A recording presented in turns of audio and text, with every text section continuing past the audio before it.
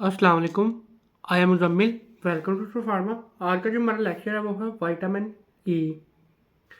इस लेक्चर में हम विटामिन ई के स्ट्रक्चर वगैरह, function, sources, deficiency disease, toxicity, हर चीज़ जो है अच्छे से डिस्कस कर लेंगे। देन मैं आपको बताना चाहूँगा इसके जो नोट्स वगैरह हैं ना वो आपको हमारे व्हाट्सएप ग्रुप में मिल जाएंगे। व्हाट्सएप ग्रुप का जो लिंक है वो डिस्क्रिप्शन में मौजूद है। और बाकी जो वाइटामिन है ना इनकी जो प्ले लिस्ट है वो भी डिस्क्रिप्शन में मैं लगा दूँगा, वो भी आप देख सकते हैं। इंट्रोडक्शन देखते हैं विटामिन ई का। Vitamin E is a fat soluble vitamin, refers to the group of compound that include tocopherols and trienols। ये दोनों इसके जो अदर नेम है। ज़्यादातर जो टोकोफिरोल्स है ना ये पूछा जाता है कि टोकोफिरोल्स किसका अदर नेम है या विटामिन ई का अदर नेम क्या है, तो आपने टोकोफिरोल्स बता देना है। ज़्यादा जो इंपॉर्टेंट है ना ये है। अगर वो कहेगा कि एक बताए तो आपने ये बताना है। अगर वो कहेगा दो बताओ फिर आपने ये दोनों बताने हैं। अगर दोनों में से एक बताना हो तो आपने यही बताना है, क्योंकि इसका हम स्ट्रक्चर वगैरह कर रहे हैं। आगे आ जाता है it is also called as anti ageing factor. ठीक है, आपको मैं एक चीज़ बता दूं कि जो विटामिन डी है ना, विटामिन डी है हार्मोन लाइक विटामिन जिसमें हार्मोन होते हैं।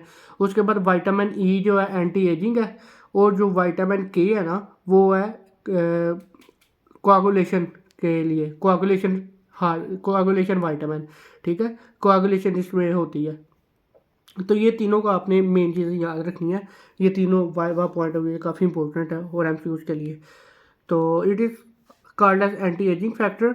दे आर नेचुरली एक्टिंग एंटीऑक्सीडेंट। ठीक है, ये इसका फंक्शन आप कह सकते हैं।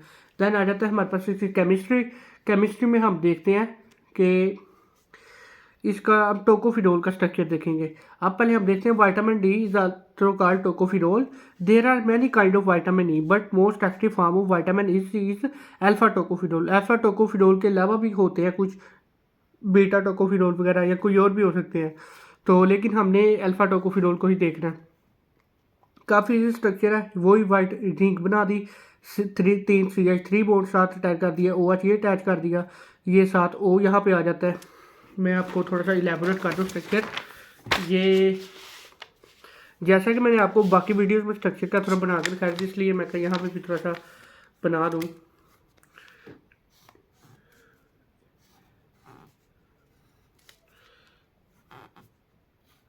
ये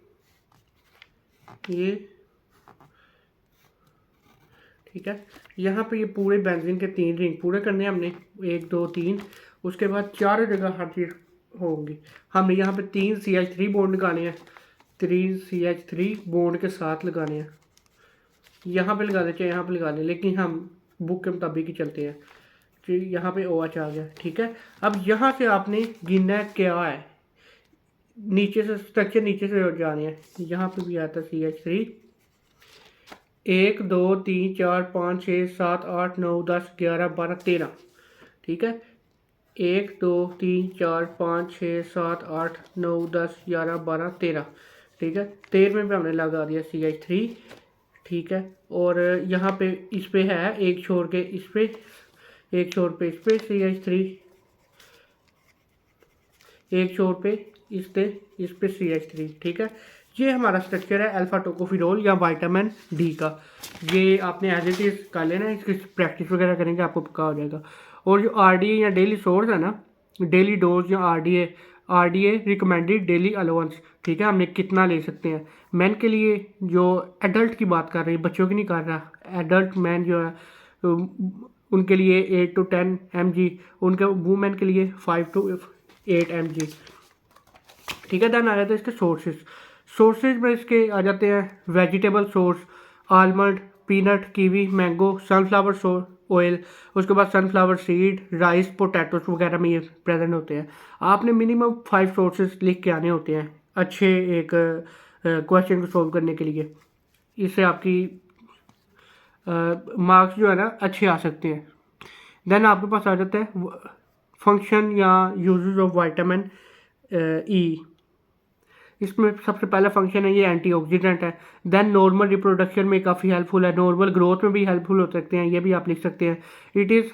it help in problem of dementia. Dementia जो है ना, डायमेंटिया कुछ कहते हैं, गुण डायमेंशिया कहते हैं।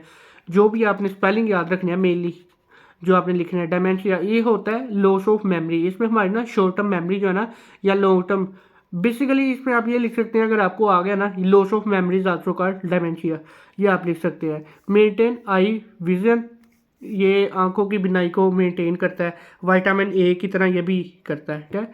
तो आपने ये बात याद रखनी है कि जो मैं चीज़ें लिख रहा हूँ, जैसे आई विजन को मेंटेन करता है, रिप्रोडक्शन में हेल्प करता है, ये टोटली इस पर डिपेंड नहीं करते, लेकिन अगर इसकी मिकदार हमारी बॉडी में कम हो जाए, ज़्यादा हो जाए ना, तो फिर ये हमारी नॉर्मल जो फंक्शन है ना उसको, उसके लिए प्रॉब्लम हो सकती है। ये आपने बातें याद रखनी है, ठीक है। डेमेंशिया क्या है? Loss of memory. Then maintain eye vision, synthesis of nucleic acid, synthesis of heme, ठीक है। अगर आगे आपको बायोकेमिकल, बायोकेमिस्ट्री फंक्शन लिख लो, बायोकेमिस्ट्री ऑफ विटामिन ई या biochemistry function of vitamin E, तो आप ये लिखेंगे न्यूक्लिक एसिड बनाता है, हीम बनाता है, प्रोटीन सिंथेसिस, सेल मेम्ब्रेन को बनाता है, ऐसे। अगर आपको कहे ना फिजियोलॉजी का फंक्शन लिखे है, आपने वो लिखना है जो डिजीज़ को ट्रीट करते हैं, फिजियोलॉजी से रिलेटेड होते हैं, रिप्रोडक्शन ग्रोथ से रिलेटेड होते हैं, आई बिजनेस से रिलेटेड होते हैं, या कोई किसी डिजीज़ को क्योर करते हैं। ये आपने थोड़ा सा डिफरेंस रखना है। लेकिन अगर आपको कहे ना वैसी फंक्शन, या आपको ये ना मेंशन करे कि आपने फिजियोलॉजी का फंक्शन लिखना है, बायोकेमिस्ट्री फंक्शन लिखने हैं, तो आप सारे लिख सकते हैं। उसके बाद regulation of protein synthesis, it protect cell membrane, ये भी आपको हो गया। देन आ गया हमारे पास deficiency of vitamin E. Deficiency में low immunity, loss of memory, vision problem, उसके बाद liver damage, kidney damage, problem in reproduction. देखें ना कितने इजी नोट्स हैं, एक बार आप रीड करेंगे आपको सारा याद हो जाएगा, लेकिन फिर भी स्टिल आपको समझने की ज़रूरत होती है कि किसको कैसे, किसको क्या करना है। तो हाइपर वाइटामिनोसिस ई, या इसको हम कह सकते हैं टॉक्सिसिटी ऑफ विटामिन ई, इसमें हमारे पास नोजी, डायरिया, फटीग, हेडेक और गैस्ट्रिक डाइसेक्टर। सो ये था आज का हमारा लेक्चर। तो उम्मीद करते हैं आपको हमारा लेक्चर पसंद आया होगा। तो चैनल को सब्सक्राइब और वीडियो को लाइक करें। इस सब के जो नोट्स है फिर से आपको कहना हमारे व्हाट्सएप ग्रुप में मिल जाएंगे। थैंक यू, जज़ाकल्लाह, अल्लाह हाफिज़।